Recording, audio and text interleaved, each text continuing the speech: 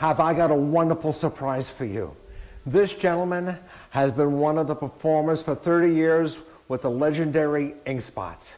He is a magnificent singer. He has brought so many wonderful performances to people all over the world. And as an extra special treat, we're going to let him do his wonderful comedy for you. He is unbelievably talented.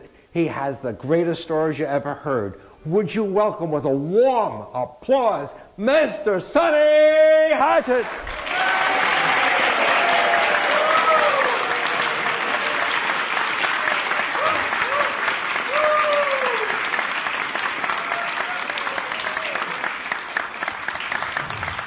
It's only because of the thousands and thousands of letters and postcards written in that I should be here tonight that I'm here.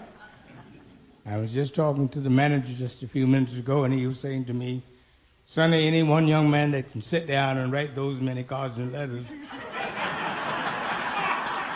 deserve to come back. Would you make me feel welcome? Huh?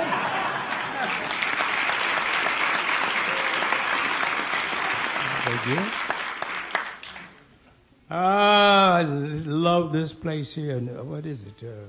The golf courses, the parks. You've got such a beautiful place here, Orlando. In fact, a friend of mine and I was on the golf course yesterday. I don't play, but I was out there with him. Yeah, it was a wonderful game. He played a wonderful game. And while we would stand there talking, his old friend came up and says, listen, man, say, we got some bad news for you. He says, what is it? He says, Harry, your financial counselor said, he's dead. He says, he's dead? What happened to him? He said, one of his partners killed him. He says, his partner killed him? He said, yeah. He said, what did he kill him at? He said, kill him on the golf course. Kill him on the golf course? He said, what did he kill him with? He said, kill him with a golf club. He says, how many strokes?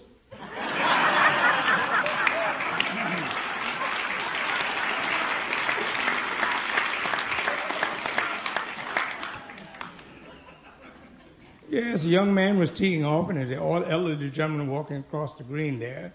The ball soared off and hit the old man in the head, knocked him down. The old man got up. He was so angry. He says, I'm going to sue you. I'm going to sue you for $5,000. You understand? I'm going to sue you for $5,000. And the young kid said, but I said 4. He said, I'll take it.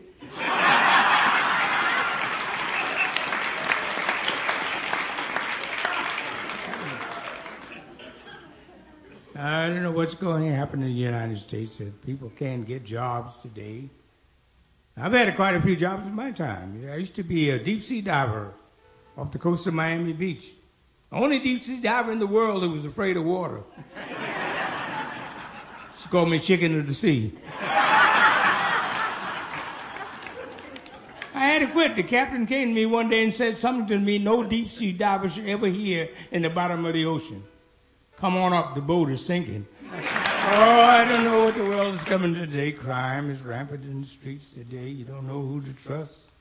It's really dangerous, you know. You can believe it. I got mugged in the library. In the library. I had to whisper for help.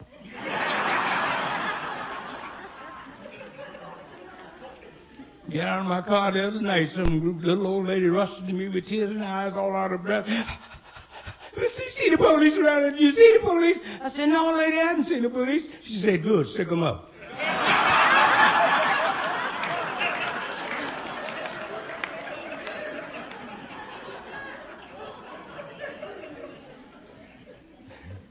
I'm enjoying myself here, though, seriously. The food is so beautiful and it's wonderful at the hotel. I miss my wife's cooking as often as I can. I married a girl that can't cook. She made a meatloaf the other day and told me, said, I'm going out and play bridge with my girlfriends and I'll be back. It's in the oven. She came back, said, you enjoy the meatloaf? I said, what meatloaf? I gave that to the dog. She said, you gave my meatloaf to the dog? You gave my meatloaf to the dog? I said, don't cry, baby. We can get another dog.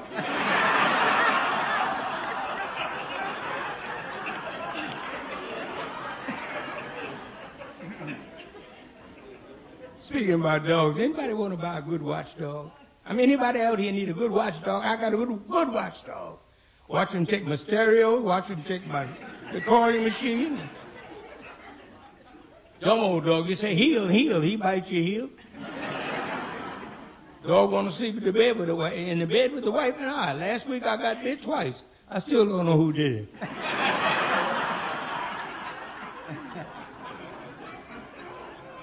She's always worried me. You know, you go away from home, you're traveling, you leave me by myself. I'm afraid I'm going to be attacked. So ladies are being attacked. Get me a big police dog. Get me a big police dog. So I got her a big police dog. And he attacked her. What I know from dogs? I went down to the kennel to get a dog.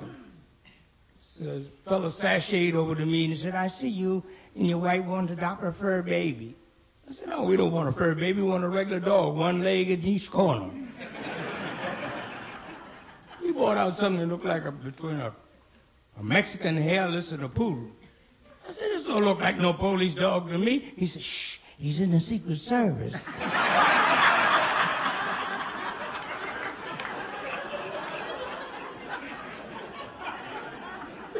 Finally got a police dog. When you want him, you can't find him. You find him, he's off duty. I try to train this much too, you know what I mean? I got a big dodgeball and a Halloween mask. And I fix it up like a bandit and put it in the back window and I tell my dog, attack! And he jump up, and he ripped that ball to pieces. I'd go out and get him some gravy train, buy another ball, another hat, another mask, dress it up, put it in the back window and I tell my dog, attack! And he jump up, and just ripped that ball to pieces. We kept that up for 9 months straight. One night I'm sitting there looking at television and a real burglar broke in. I told my dog, I said, this is your chance, baby. This is your chance. Do your thing. He jumped up.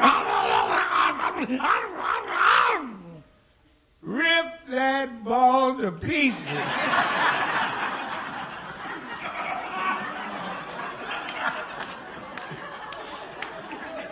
Burglar said, that's a smart dog you got.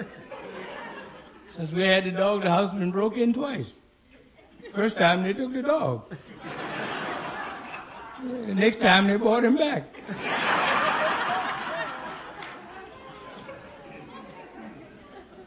Actually, I'm trying to pretend I'm happy to see him, but well, I'm a little sad because tomorrow I'm going in for brain surgery.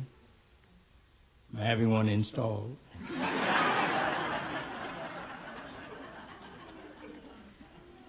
I don't know what the world's coming to today, you know. Crime and corruption in the streets today. Children running away from home. Things are really bad. In fact, I was over to see a friend of mine the other day. He's at the Walter Reed Hospital. He and I were in the Army together. He was a demolition expert.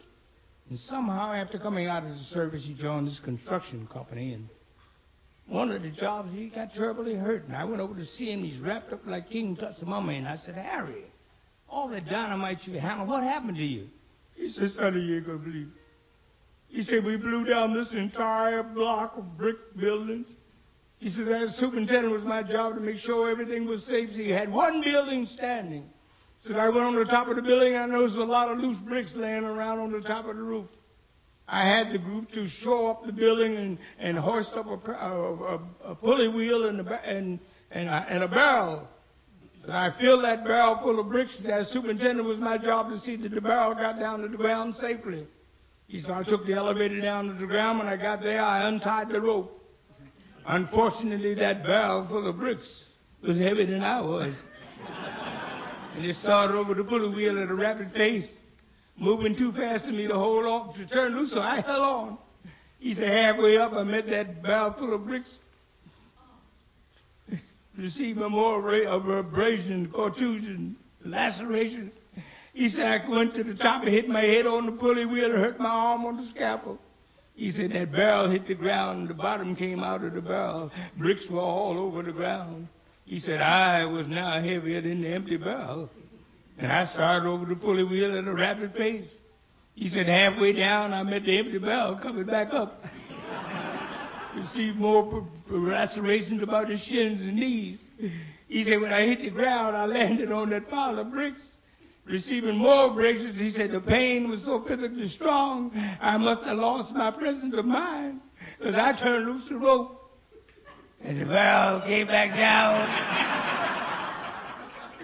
hit me on the head and knocked me out. And the boss came by and fired me for sleeping on the job.